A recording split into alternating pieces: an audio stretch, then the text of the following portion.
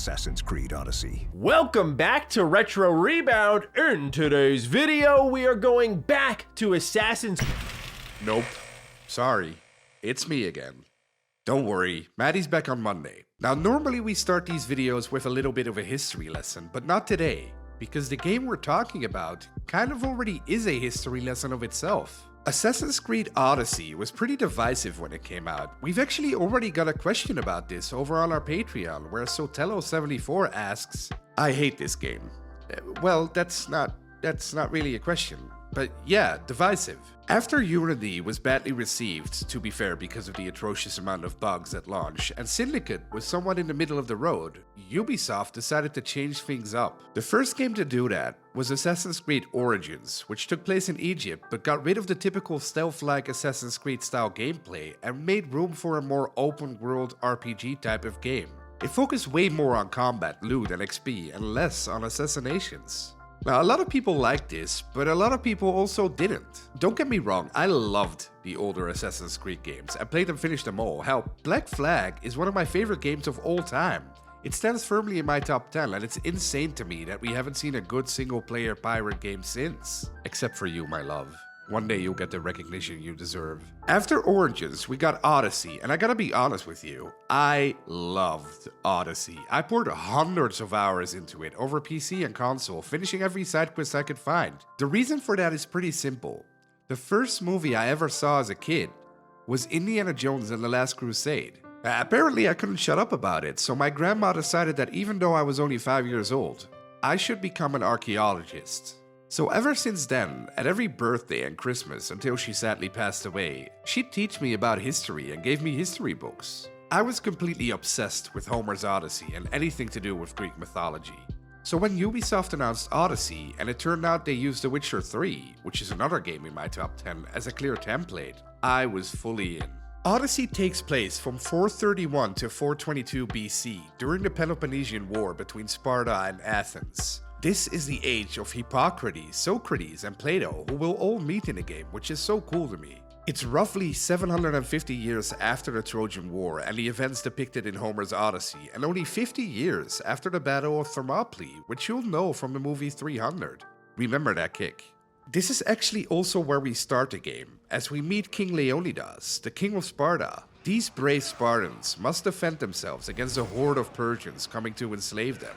The whole battle took 3 days, and after the end of the first one, the Spartans stood their ground well. Now, no spoilers here though, even for historic events. But this is also where we get to a very annoying part in most new Assassin's Creed games, which is the much maligned modern day segment. Remember Desmond and how his story was highly mysterious and interesting, but then quickly wrapped up and got replaced with nonsense?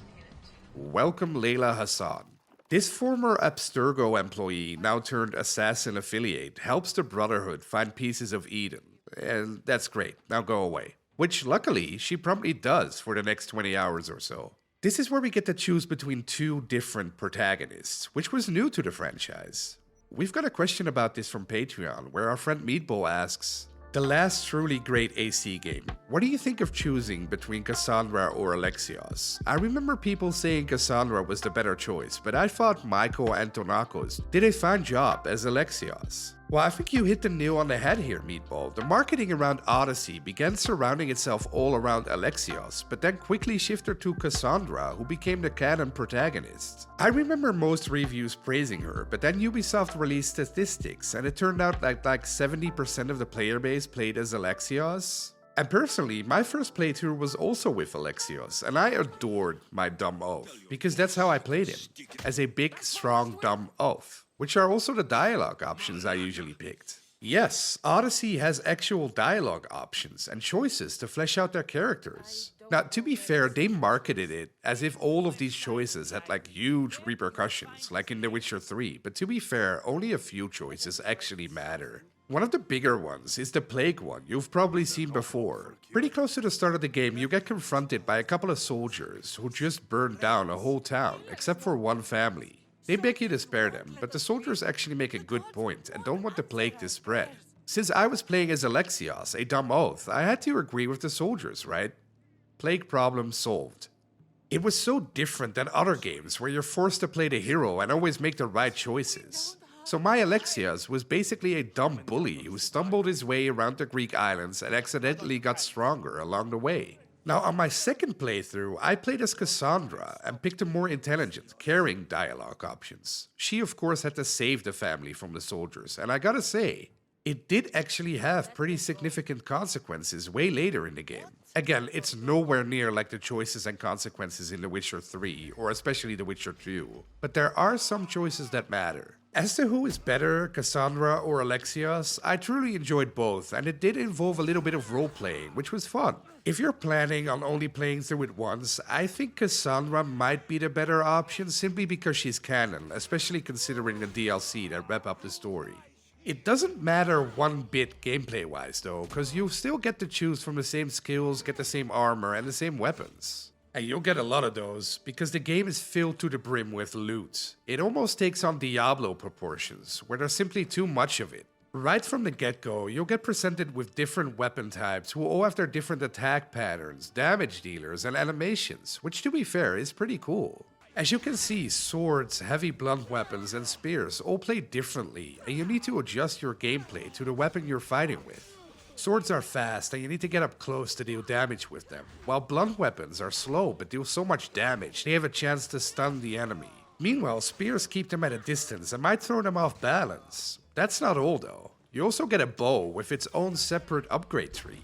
There's a lot of loot, but luckily you can disassemble most of the loot for crafting elements, which you can then use to engrave your weapons with and give them extra stats. Just like in Origins, you also get your own eagle, who's called Icarus here, and can scout ahead bandit camps, tag enemies, tag treasures, and even attack them, or weaker animals. This makes it real easy to take out camps pretty fast, since you know where everyone already is. During the day they'll easily spot you, but you can meditate to forward time and attack by night, which makes it way harder for the enemies to spot you. The skill tree is pretty huge and takes a long time to max out. There's one for the bow, one for the warrior skills, and one for the assassination skills. Yes, you can still assassinate targets, but to be fair, it's stupidly easy, and if you max out the right skills here, it basically becomes a breeze. But we'll get to that later. The warrior skill tree has a couple of really nice ones, like the bull rush, and of course everyone's favorite, or at least mine, the Spartan kick. You can pick 8 active melee skills and freely switch between them if you have enough adrenaline, which is the yellow bar at the bottom. Odyssey is incredibly combat based, so you can still use assassinations, but by the end of it you probably won't, since combat is admittedly easy and much faster. Sir Kaz over on our Patreon asks, I love Odyssey, awesome open world to exist in and an underrated soundtrack too. But I admit, I kinda remember nothing about the main story. Did you enjoy the main story, and is it a memorable part of the experience for you? The soundtrack for Odyssey is amazing, and you'll recognize the familiar themes from previous entries, but with a Greek twist to them. Now as for the main story of Odyssey, I love it, which is why I don't want to spoil any of it. I can say that Cassandra or Alexios get involved with the cult of Cosmos, and the protagonist that you didn't choose is their champion. It has a lot of interesting twists and turns and also gets highly personal for your character, which is what makes a good Assassin's Creed game to me. After you discover the origins of the cult and why they exist, you go on a rampage throughout the Greek islands trying to stop them. You have to find information about their members, who you then have to assassinate while the story keeps building. Which brings us to the next question already from Custom Alex. Great game, wish it was possible to do instant kills, but did put in 40 hours, but dropped off. What was your hour count and did you finish the DLC? What was your thoughts? Well, to be fair Alex, there are still somewhat instant kills, they're just kinda dumb. Like we mentioned before, you have to upgrade your assassination skill tree, and you can actually kill most normal enemies with one press of the button if you have enough adrenaline. However, the game is level gated, so some of the enemies who are of a higher level than you and most bosses can't be instant killed. You'll just get half their health down and that's it. Which brings us to another point of why Odyssey was so divisive. The time savers in the store. Yes, they're here, but you don't have to use them. I did all of the main and the side quests, but I didn't do much else in the game, like the endless, useless, rotating bounty quests, notice board quests, or conquests. Conquests are basically large-scale battles where you get to decide if a region goes to Sparta or Athens. They are completely useless, and I don't get why they're even here, because they don't matter one bit. When you claim a region for Athens or Sparta and then leave, it'll just randomly switch back at a certain point. I was overleveled for most of the game without ever doing any of these nonsense things. And again, that was just from playing the main story and the side quests, which is the actual game. There's also the mercenary system, where you can get a bounty placed on your head for committing crimes or crossing the wrong person. Kill a mercenary who comes after you, and if they're higher than you, you'll move up a tier and get special bonuses. Now, as you can see, they're not a huge problem. I'm only level 3 here, with basically no skills to use, while the mercenary is level 5 and has far greater weapons and skills. The point is, you don't need these time savers. I get that it's annoying they're here, but just don't click on the store and you're good to go. That doesn't mean the game doesn't have a huge issue with bloat though. We've got a question about this from Super Mario's, who asks, "A lot of people thought the map was too big. Do you agree?" Yeah, I definitely agree, and it's my main issue with Odyssey and Ubisoft games in general. There's no reason this game should be over 100 hours. A lot of it is just pointless bloat, which you actively have to ignore. I mean, look at this map, it's insane. It looks gorgeous, but you do the same bandit and hunter camps over and over and over again. So I fully understand that people get burned out by it after a while. I did too, and it's the reason why I never finished Valhalla. Odyssey has way too many map markers and nonsense on the screen at all times. My number one rule for Ubisoft games is immediately turning all that shit off. Luckily, Odyssey lets you completely customize the HUD, but for the purpose of this video, I kept most of it on. It's not only immersive breaking, but also such a useless distraction. After 10 hours, I know what buttons to press. You don't have to constantly tell me. Now, the map might be filled with nonsense, but there are also special quests, like the legendary hunts. Now, their title basically already says it, but you get to hunt and kill legendary animals, which will give you great XP and crafting loot. I love these legendary hunts because they offer a real challenge, and you often need to switch strategies during these fights, which makes them highly dynamic. To traverse the giant map, you get a horse, which is nice, but practically every wall, mountain, or building, except for a few, are fully scalable. And this is another thing I wish they didn't do, but Odyssey simply doesn't have parkour. It's all automated. You can just scale anything without any trouble, and a later perk even completely negates fall damage, so that's not a problem either. Ship combat also makes a return, but again, simplified. You get to fully customize and upgrade your ship and even pick your own crew, but the ship combat itself is stupidly easy when compared to Black Flag. And I think that's why a lot of people have an issue with Odyssey, because it simplified too many elements that made Assassin's Creed great. Even though I personally love Odyssey, I wish they hadn't done that, because by doing so, they excluded a large portion of the audience who don't like the simplified nature of these newer games, which is completely understandable. The thing about Assassin's Creed is that your enjoyment of them highly depends on the setting the games take place in. Now personally, I liked almost all of them because I just love history, but our final Patreon question delves a little bit deeper into this. Vito Cheramonte, which is one of the coolest names I've ever heard, asks, "Man, I did Origins, Odyssey, Valhalla back to back to back. Never again. If you crafted your own Assassin's Creed game, what are you taking from this one? What are you throwing right in the trash?" Now, I completely get where you're coming from, Vito, because Valhalla was the straw that broke the camel's back for me as well. It's the only one I never finished because I just couldn't do it anymore. I don't really care all that much about the Viking era. Playing these games back to back to back would burn me out in no time.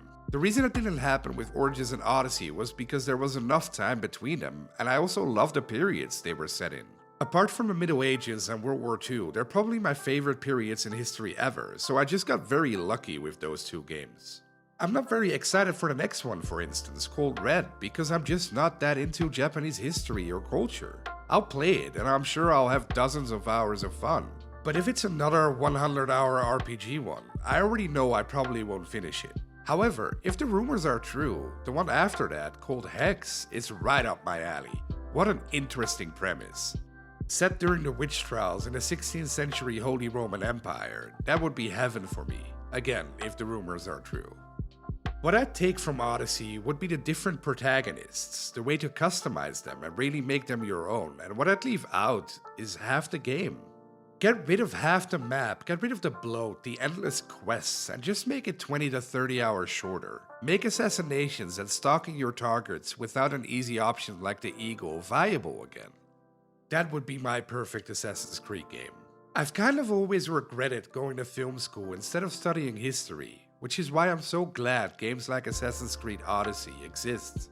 It's popular to hate on the franchise, but I'm not gonna lie, I love Assassin's Creed, and Odyssey is in my top 3.